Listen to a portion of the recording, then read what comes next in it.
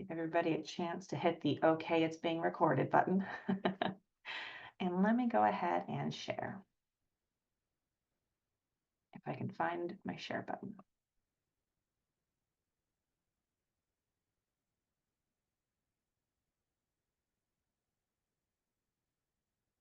Okay, can you guys see my screen?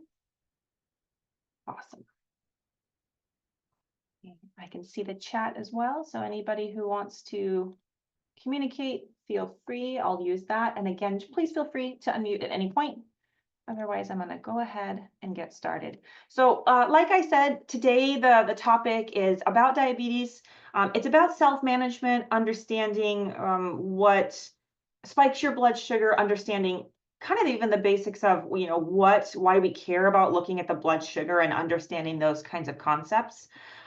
This is the actual student pharmacist group that I am working with on this initiative. So hopefully you'll actually be able to see all of them on the last two. Hopefully you'll be able to see them next week as well if you join us.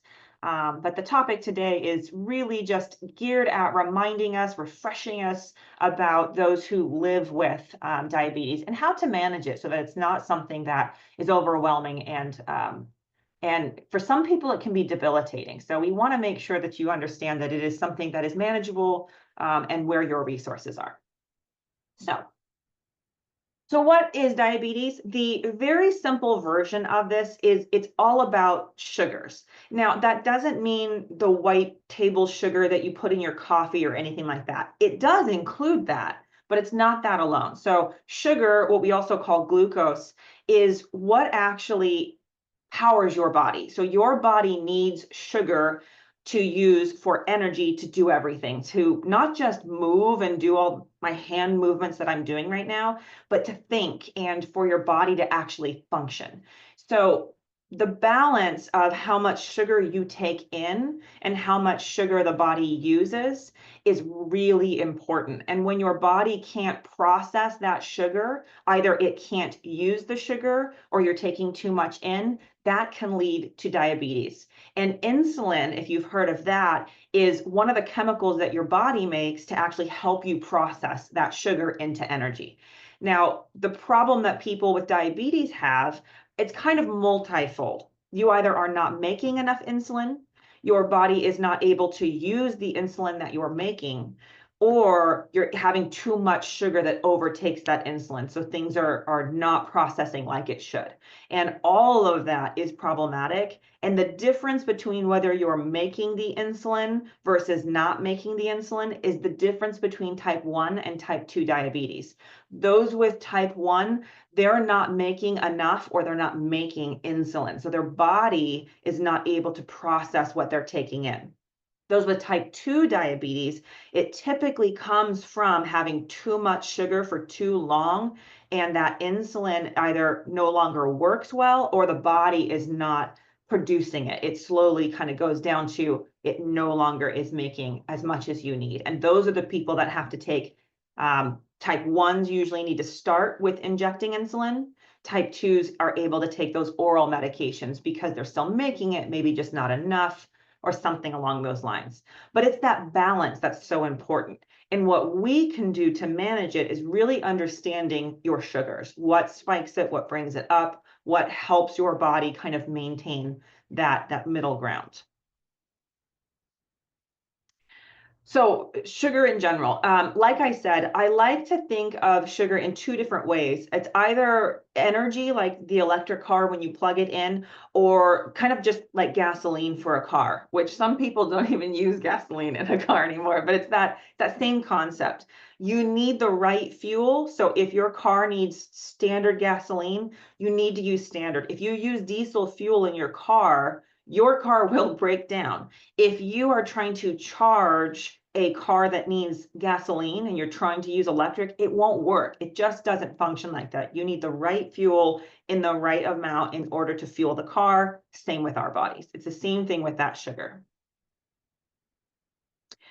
So like I said, we're not just talking about sugar in that, kind of a tablespoon, like I just won't put so much of that in my food. Sugar comes in many, many different things. And I remember when I was first learning about sugars and diabetes and everything, I was so surprised at what items contain sugar that don't taste necessarily sweet. So things like carbohydrates, they break down into sugars. They break down slowly, but they break down into sugars, and specific ones can actually spike your sugar as well. So bread and rice to me was really surprising, that it also contained sugar. Even when you make your own bread, you're like, I didn't put sugar in there. It's the way it's broken down in your body, and it does become that sugar. So really important to notice.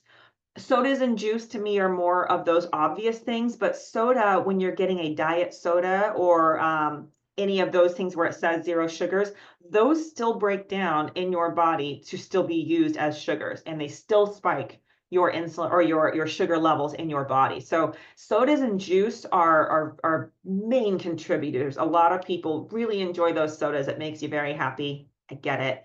But that also has a lot of sugar in it. Candies and cookies are kind of that obvious, but also when you see it says low fat, low sugar and everything, you still have to be very mindful.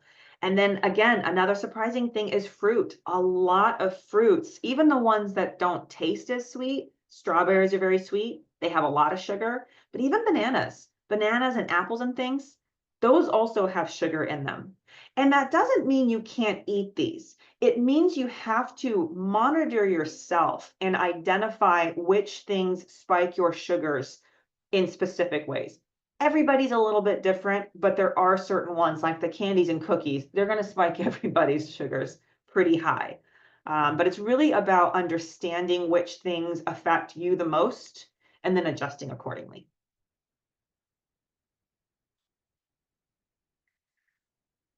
Apparently I'm very passionate about this portion here. So again, kind of the car concept, sugar itself is what gives you energy. So some people who try to cut all the sugar out, most of the time they still have some of those breads and things to break it down. But if you tried to cut out all the sugar in your entire diet, one, you wouldn't be able to eat hardly anything, but also it's not a good thing to cut that all out. Your body does need it. That's why the answer is just not getting rid of sugar altogether. It's about balancing that insulin that allows us to use the sugar and how much sugar we're taking in. Your body needs that to function. You just can't have too much. Like it says there, it's like overfilling your gas tank. You need that gas to get the car moving. But if you overfill it, it's all over the place. It's leaking everywhere. You know, you're getting high on the fumes. It's not a good thing. Also, if you use that diesel fuel or you're trying to charge a gasoline powered car, it again is not going to work for you. So when you have diabetes, your body's having a hard time using those sugars in the right way. Either it can't use enough of it, you're taking in too much, or something along those lines. It's that balance that we in the pharmacy and healthcare provider, that is the balance we are trying to establish with those medications. And you can also establish that balance on your own by doing your, working on diet and exercise. And that's kind of what we're focusing on today. If your sugars are too high, initially, if it's just a quick, it's high just right now, many times people feel tired. What's problematic is I'm tired most days. So if I, had diabetes, how am I going to identify that that's what's causing it? What most people notice is they're really thirsty. They want to drink a lot of water. And if someone's not diagnosed with diabetes yet, that thirst and peeing a lot and being hungry all the time, that's kind of a triad. It's those three things right there that we in the healthcare provider world go, uh-oh, this might be diabetes because you're thirsty because you have too much sugar. So your body is saying, I need to dilute this. You're hungry all the time because your body is saying, I can't use the sugar that I have, so I don't have the energy. I need to replace that. And then you're peeing a lot because you're drinking so much water, but also because you have so much sugar, your body's trying to get rid of that, to get rid of all that extra sugar. It's your body trying to protect itself. But for us, those middle three right here, these three are that indicator for us, like either your sugars are too high right now, or you might also, be new to diabetes and we need to check that out. The other thing that does happen as well is blurry visions. People say when they can kind of feel and notice that their sugars are too high because their vision gets a little fuzzy. And if they check their sugars, they'll see that it is high. So you'll notice though that these, if you already have diabetes, these are not great indicators for you to be able to really pick up if for some reason your blood sugar just spiked for something that you ate.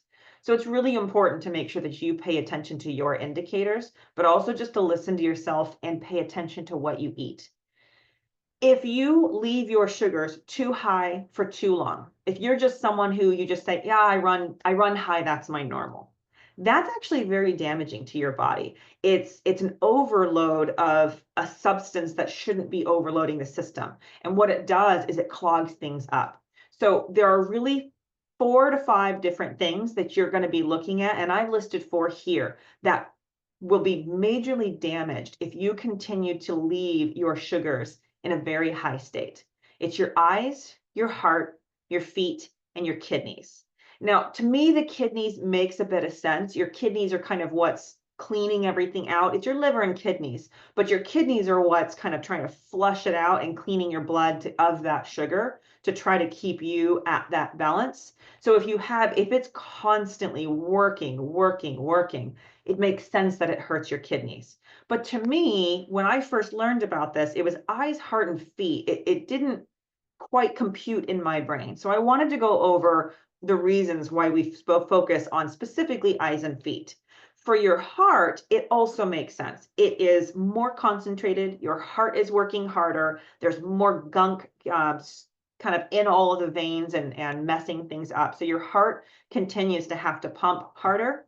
That's also why we're going to look at things like your cholesterol, not just your blood pressure, which is very important, but also your cholesterol. Your cholesterol is a really good indicator to your diet, as well as how your body is using some of those things that are broken down when you eat.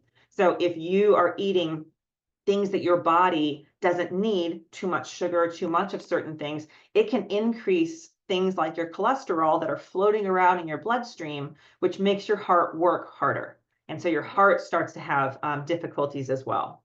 But let's talk more about the eyes and the feet after we talk about low sugars, apparently.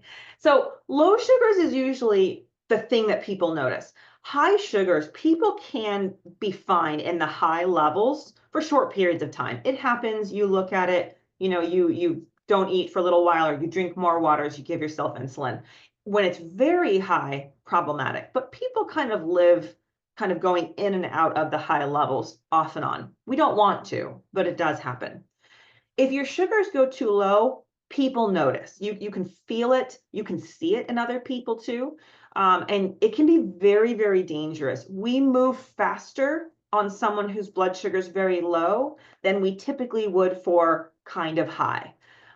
Some of the things that you'll notice is shaking and trembling of your hands. That's the number one thing that I've heard people say as they'll go to reach for something and they notice their hands are shaking. And then they'll look back and think, well, I didn't have a ton of caffeine or everything.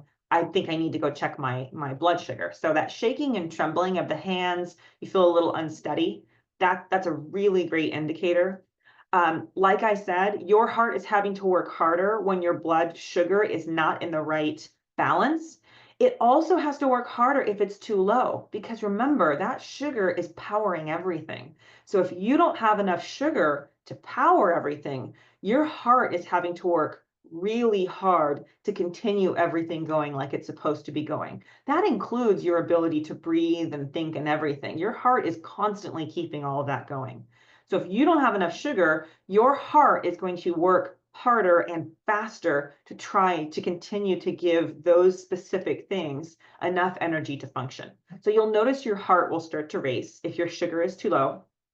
Hunger is an obvious one. We all feel that. But when your body is hungry, like we said, it could be an indicator of high glucose because you're not processing it.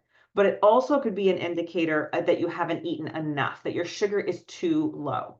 So always think about if you feel very hungry and it's not dinner time yet, if you're just getting that extreme hunger, reflect back and think, am I actually hungry? Did I eat yet? Have I eaten in a while? If I have, maybe my sugar is too high. If I have not eaten in a while, my sugar is probably too low. Either way, you should check your sugar, but just understand that that hunger could be both sides. Sweating is a funny one to me that actually does pop up as well. A lot of people, it's the way that your vessels in your body are reacting. They constrict, they get smaller to try to preserve what they have to get it pumping to where it needs to go. So a lot of people will start to sweat, and that is another thing that they notice. Confusion and difficulty concentrating. That is another one that other people will notice. You might not. You might think that you're just a little off that day. That's like Wednesdays for me, to be honest. Hey, look, we're here. Wednesdays, some days you're just a little off. But other people very often will kind of notice that you're a little floaty. You're a little bit more confused. You're not making as much sense as you normally do. If someone's around you and tells you that, check your sugars. But also, if you are someone who's living with diabetes, make sure those around you, like your loved ones, know that you have diabetes, because they can help you look for this as well. It's easier to see from an outsider than for you to recognize it in yourself many times for that confusion and difficulty. And the reason that happens again is because you don't have enough sugar to fully power the functioning of your brain. So your brain is you're just not quite computing like you normally could. And then dizziness. Dizziness is something that people notice as well. Problem with the dizziness is you usually don't feel it or notice it until you're very low. And so that's where it becomes, all of this is dangerous, but the dizziness becomes very dangerous, especially for those who are older, because they may fall, they may run into things. If you're driving, it can be very disorienting. So that dizziness is one of those that gets very dangerous as well. And what's interesting too is sweating is the thing that healthcare providers, we really look for. Because if you are taking a medication that actually will decrease your ability to show some of these signs, an example is blood pressure medication. There are specific medications called beta blockers. They end in olol. Kind of funny, but like metoprolol, bisoprolol, things like that. Blood pressure medications, some of them can hide some of these other reactions, like that shaking, the fast heart rate. Blood pressure medications should be controlling those. That's what they're supposed to do. But if you're a diabetic, if you have diabetes, you need to see those things to know to check your sugar.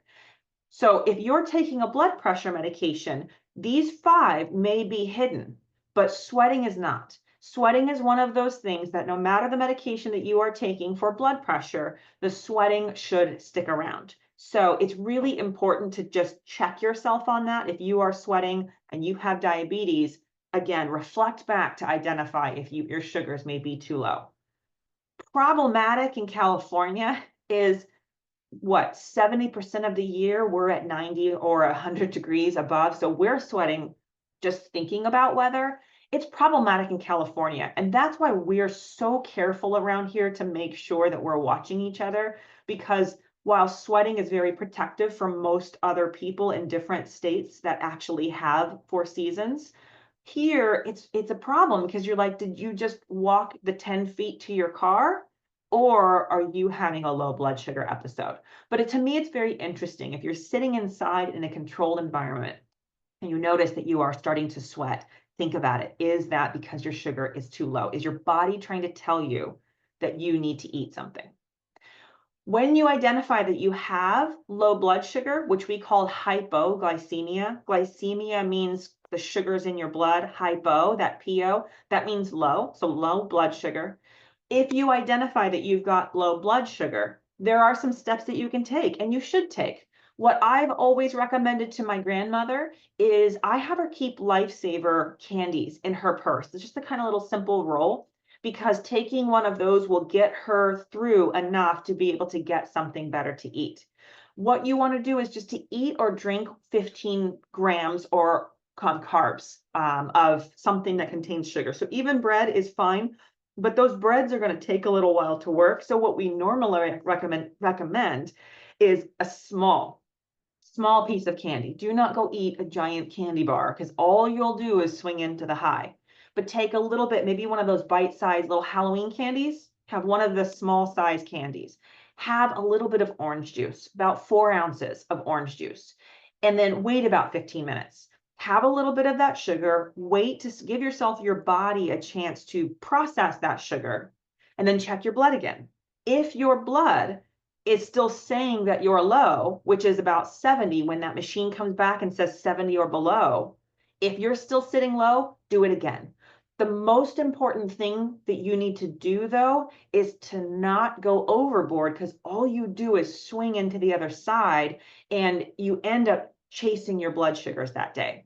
So do little bits. And you know what's important to me is write down that you took this and then you checked your sugar and your sugar went up to this level, because identifying for yourself an agent, something small that you can take that gets you back out of the low sugar, but not into the high, just gets you right in that sweet spot, is a dream. It's the best thing in the world, because instead of you getting yourself out of the danger zone in the low and shooting yourself into the high danger zone, you get in the perfect area and you get to just go about your day.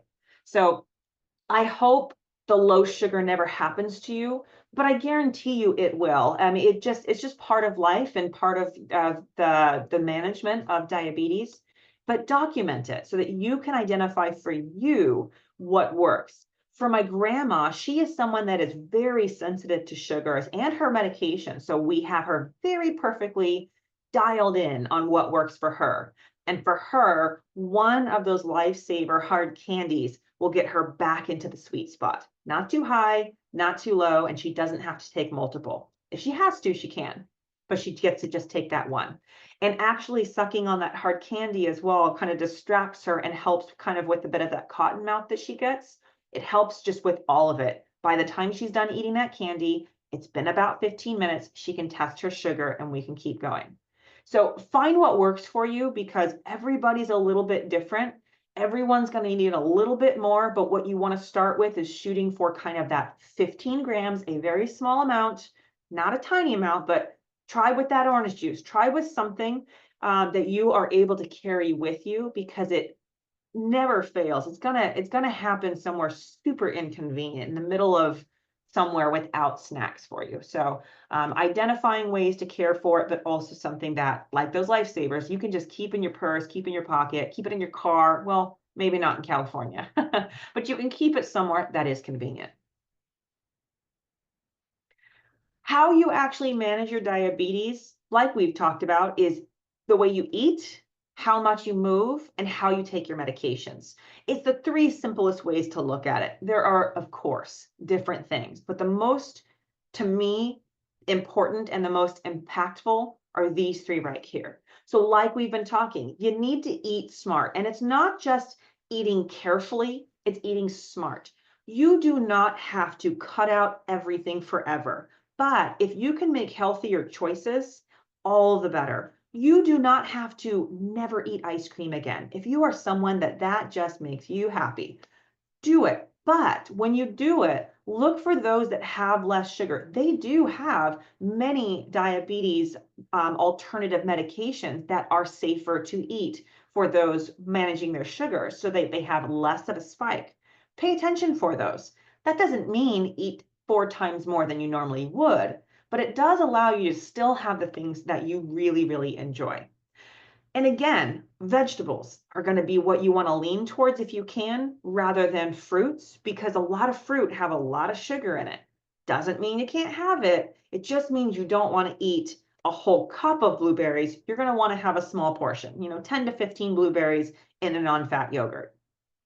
Whole grains, lean meats, things like that. That is where you can kind of shift what you're already making and shifting that into something that is a little bit better for you, so that you can have what you want and manage appropriately without having to chase it with your medications. Moving your body, exercising, it doesn't have to be where you're going to the gym and pumping iron and going all at it. If that was the case, most of us would not be successful. What you just need to do is continue to move. Walking, dancing, play outside, play some volleyball or badminton, or honestly, even shuffleboard. People laugh at me, but shuffleboard's really fun. Just get moving, do something for 30 minutes a day. You don't have to do it in a 30-minute stretch. You can break it up in 10 minutes if that works for you. If you are someone who works all the time, take 3 10-minute breaks in your day and make sure that you're continuing to move.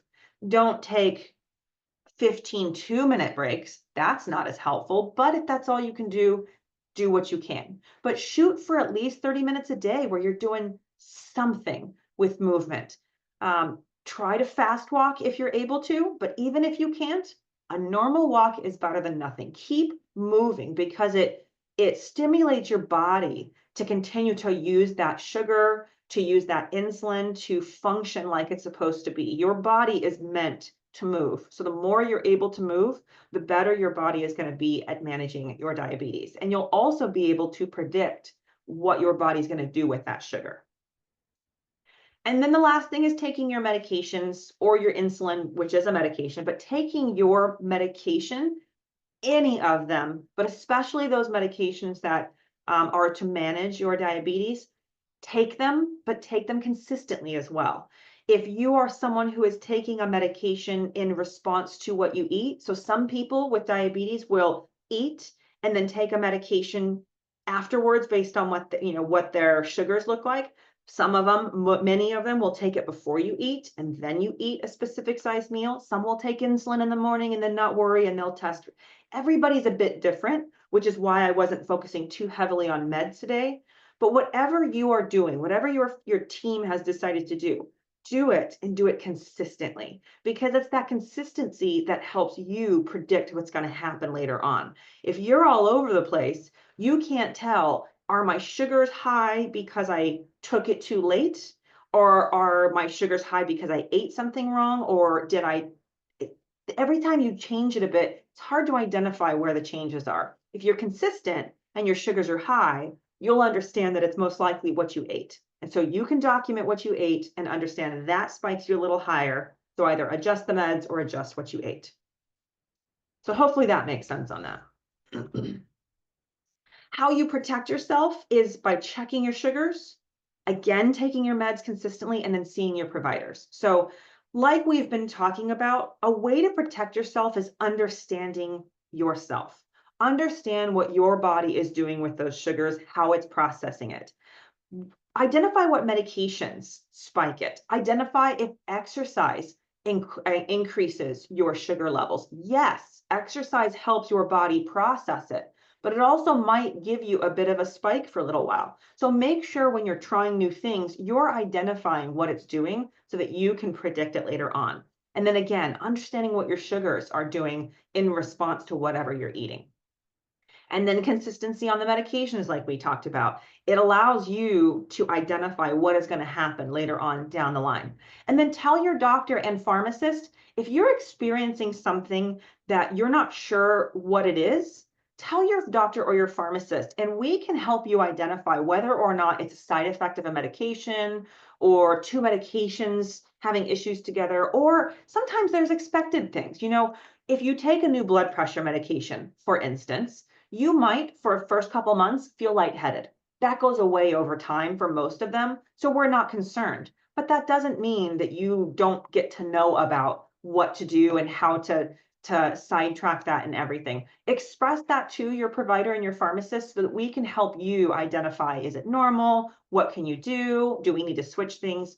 Make sure that you're not ignoring those things. That's why we're here. Pharmacists, we're so accessible. Utilize us. We can help you in any of that. And then seeing your provider is incredibly important. I don't know about you. I'm awful at going to the doctor. I don't know why. Nothing ever happens. It's a good visit and I love my doctors, but I'm so bad at follow-up. But it is so important to make sure that you are staying up to date with your provider appointments when you have diabetes so that they can, again, help you stay on track rather than just reacting to issues. So your primary care provider very often will help you manage your diabetes, but you also may be seeing an endocrinologist, and that's gonna be their specialty. So if you're someone who's having a really hard time managing your diabetes, maybe consider going to that endocrinologist and helping them manage your diabetes. Optometrists will help you watch your eyes And a podiatrist will help you watch your feet. And we're going to talk about that next, I promise this time. And then vaccines. I'm going to also tell you guys some of the vaccines that are very important if you have diabetes. It won't be all the vaccines that are important, but there are specific ones that are really important you make sure you stay on top of if you have diabetes to help protect yourself. Hey, see, I put myself a little indicator. So why eyes, feet vaccine? Feet vaccines. Why do we care about our eyes? In the big picture of it, diabetes can damage the small vessels in your eyes that help you actually process vision and help you see things. Increased sugars as well as diabetes itself can damage that and lead to vision loss. And it actually is a really, it's the leading cause of preventable vision loss in people between 18 to 64. Once you're over 64, part of the body processes also provide issues, but that doesn't mean you stop caring about it. So making sure you go to see your optometrist to make sure your eyes are healthy is so important, because the way you protect your eyes, if you notice there's continuing to be damage, is preventative. It's preventing your sugars from going very high. And then there are medications to help control that damage to your eyes. So schedule your appointments. And this is why your optometrist will give that dilated eye exam. That is the really important part, that they have to dilate your eyes so that they can see better if there's any damage in those very small vessels. And they'll give you a comprehensive exam. But make sure you're doing that and don't decline that dilated eye exam if you are able to, because it's really important for them to be able to see what they need to see. Managing your blood glucose, your blood pressure, both of those are so important to help protect really your entire body, but your eyes and your feet. When you've got too many sugars, if you're sitting in the really high levels, those sugars concentrate in those vessels, in the small vessels in your feet and your eyes, and it damages them. And once they're damaged, many times you cannot fix that. So the way you prevent that is by preventing those sugars from building up in the first place. So managing your glucose is what you need to do. Smoking is incredibly damaging to your eyes, especially if you have diabetes. You are already at risk. Your eyes are already at risk for damage. And if you smoke, it is a huge risk factor for vision loss in the long run. It is a risk factor for anyone with or without diabetes, but especially if you have diabetes. So if you are someone who smoke, ask how to help stop. Pharmacists have some incredible different tools. And I know the VMRC has some really great tools and some assistance that they can give you to help you quit smoking. It is so important for your eyes and your heart, as well as your feet. Smoking is very damaging, especially in those with diabetes. Again, blood pressure, make sure your blood pressure is managed, because of very high blood pressure, it's just adding insult to injury. Your body's already under a lot of stress if your sugars are very high. So if your blood pressure is also high, it's just continuing to damage and you're at a very high risk. And then talking to your healthcare team to help you make healthy choices in your lifestyle. So exercising, food, everything. You don't have to do those decisions alone. Talk to your team and they will be able to help you, even if it's, providing you a nutritionist to help you with food. Feet. Feet was one of the things, eyes and feet were the things that I remember being just a little confused at why that was so important. They hit those so hard when you're talking at your provider. They're like, hey, we need to get these two checked out. So we understand eyes now. Why feet? It's the same thing. The vessels in your feet get damaged over time if your diabetes is not managed, if your sugars stay very high. Even if you're well managed, though, your feet are incredibly important to watch and manage, because slowly over time, you can start losing feeling in your feet. And while that doesn't seem like a big deal, it is so important to understand if your feet are in pain, because not only as you age, but when you have diabetes, your feet not having the best circulation anymore, your body can't heal it as easily. And so if you get some kind of a blister, and you bought new shoes and you get that stupid blister that you always get, if your diabetes is not managed, or if they haven't been managed in the past and your the circulation to your feet is not the best, it's not going to heal as well. And that is what can lead to things like really bad wounds, but also those amputations, whether it's, toes or the whole foot. That's what's causing it. A lot of the time, it's that their diabetes is not managed. And so they weren't able to feel that they had a sore or a cut or something. And it does not have to be a significant one. It can be you stepped on a small thorn outside and, it just got a little bit infected, but it just never healed. So be really careful to make sure that you're caring for your feet, and make sure someone's looking at them for you if you are not able to give yourself a full view of the bottom, top, sides of your feet. So the ways that you protect your feet, some of these are unfortunate, like don't go barefoot. In California, if you've got a cold floor and a hot summer day, best day ever. But it does increase your risk of stepping on something that may cut your foot that you might not notice. Check your feet every day is very important. We always recommend do it in the morning or the night. Just make sure that when you're changing for the day, give your feet a good look over and just make sure. If you can't see all the sides and someone else isn't there to do it for you, get a mirror. Get a mirror and really just look through, and make sure you're looking between your toes as well to make sure that you don't have any sores or blisters or thorns or anything like that. Washing your feet every day is also really important. I know it kind of sounds silly, but a lot of us just kind of prepare for the end of the day and you go home. Do wash your feet, not super hot, but do make sure that you're washing your feet every day and then drying them very well. Shoes are so important as well. There are specific shoes that your insurance will actually cover if you have diabetes, and they are specifically created so that they don't provide pressure points, so that they protect your feet from the outside world, but also protect you from getting that blister. So very important for that as well. Trimming your toenails. One of the biggest reasons that people get, especially like toe infections, is because they're trimming their toenails kind of in an arc. You should be cutting straight across, and the reason why is it prevents your nails from kind of digging in and getting those ingrown nails. Ingrown nails, if you have diabetes, can be very problematic and lead to infection.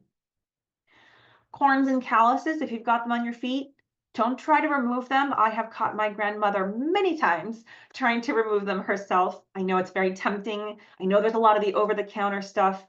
Go to your podiatrist. Let them dictate to you what to do, because most of the time it'll be fine. You can remove it. But you do not want to risk that one time that you get an infection from trying to remove it yourself. It is not worth it. So make sure that you go to your doctor and let them help you remove that. And then again, every time you go to the doctor, make sure that they're checking your feet. They should, but if they forget, just be like, hey, can you check them out and make sure? Maybe they'll give you a foot rub at the same time. And then vaccines.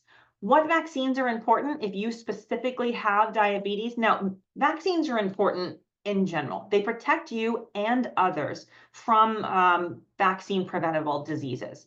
But if you have diabetes, the other ones you want to make sure that you're getting, COVID-19, the reason why you want, well, you'll see COVID-19, flu, and then the pneumonia vaccine, those three, you are at a higher risk of contracting as well as getting severely sick from those three if you have diabetes. And the reason has nothing to do with you. It's not that you did anything wrong. It's just that your body is consistently working a little bit harder to try to manage that middle ground. And so you are at a higher risk. If you get sick, a lot of the time it hits you harder. So getting these three vaccines will actually prevent you from getting pneumonia, from getting flu. And if you get it, you will not hopefully be hit as hard. It'll just be more of a mild thing. You will not hopefully be hospitalized. It shows a lot of benefit to getting those vaccines to protect you. And then as you age, if you have diabetes, if you're over 50, shingles vaccine. We call it Shingrix. The shingles vaccine, really important because shingles is very painful. And again, you are at a higher risk for getting that. And it consistently, it comes back over and over. You're at a higher risk for that. So once you become 50, get your shingles vaccine. It's just a 2-dose series and then you're done. But that one will be very important for you as well. Once you turn 60, the hepatitis B vaccine is recommended for you if you have diabetes at all. Once you become 60 years old, it's going to be a decision between you and your care providers. I personally still recommend it to everybody because it doesn't hurt anything, but some people just don't need it necessarily if they're staying at home, if they are not yet an insulin injector, things like that. So they'll have a conversation with you, but I personally still recommend it because get it and then you're protected and with no issue. And your insurance does cover that. And then once you become 75, get your RSV vaccine. That is the respiratory syncytial virus vaccine. It came out just recently. It's a very good vaccine. Once you become 75, there are two age groups that are really at risk for getting RSV, and it's a respiratory illness. It's the very young and the very old. So getting that vaccine specifically will help those who are older, but it'll also help protect those little ones if they are around 75-year-olds and above, because they're more at risk for contracting it and getting very sick. Most people with RSV will get over it, but those two age groups, it hits them very hard and it takes them down a lot of the time. So be really careful. When in doubt, go to your pharmacist. We are experts at figuring out which vaccines you have, and best part about it, we can give you that vaccine at the pharmacy once we identify it. So your insurance should cover all of that, especially if you have Medicare. Your insurance will completely cover all vaccines, but talk to your pharmacist and we'll definitely help you out with that. And the last bit I just wanted to go through, there are some weird things that affect your sugars. And I wanted to make sure we talked about some of these that at least were surprising to me. Sunburns, which is so common out in California because, again, it's always like just way too hot out here. Sunburns really affect the way that your body is using sugars.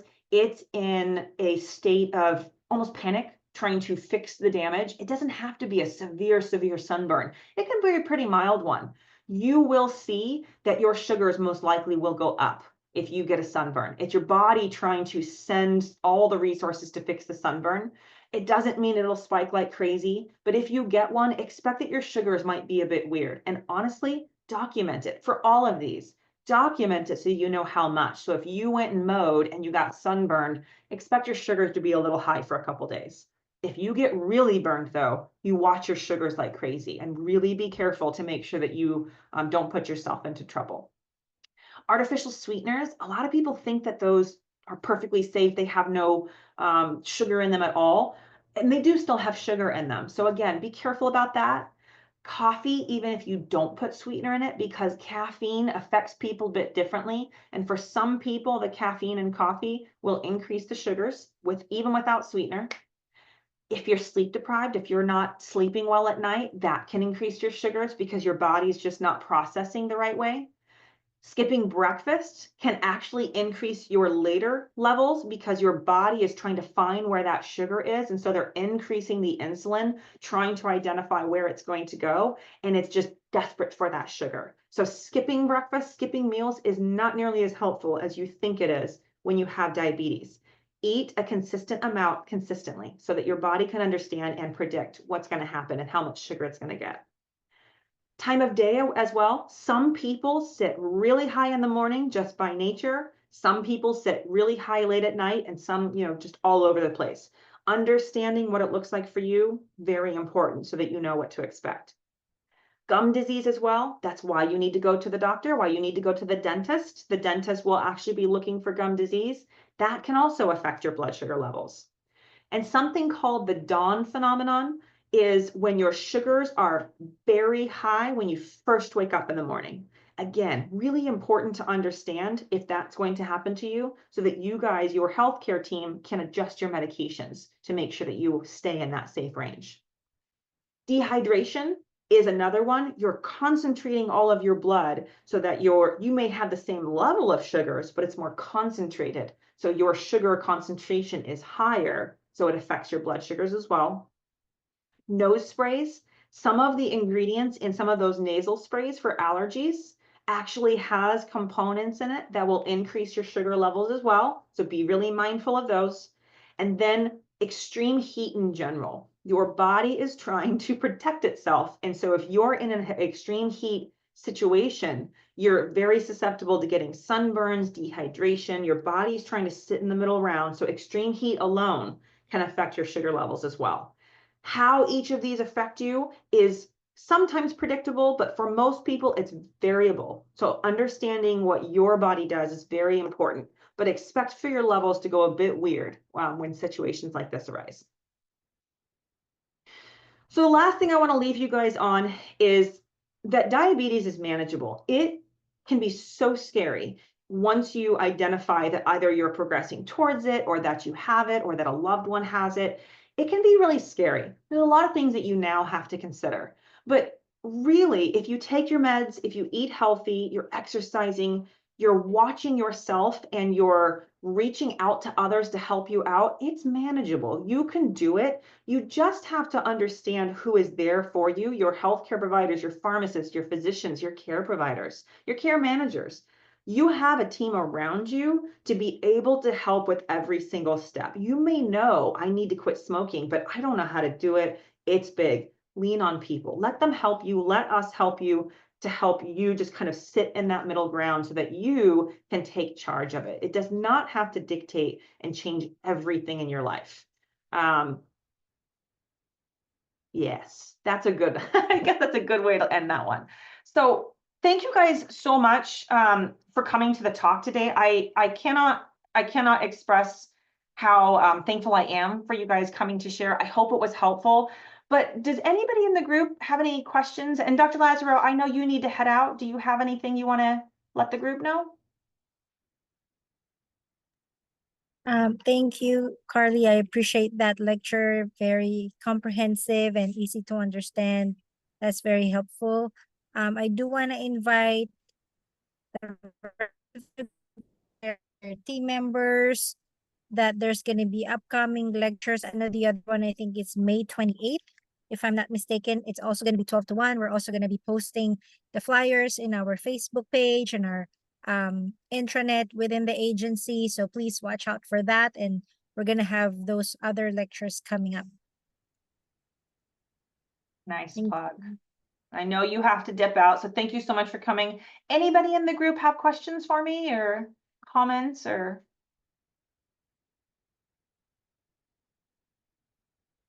All right, I will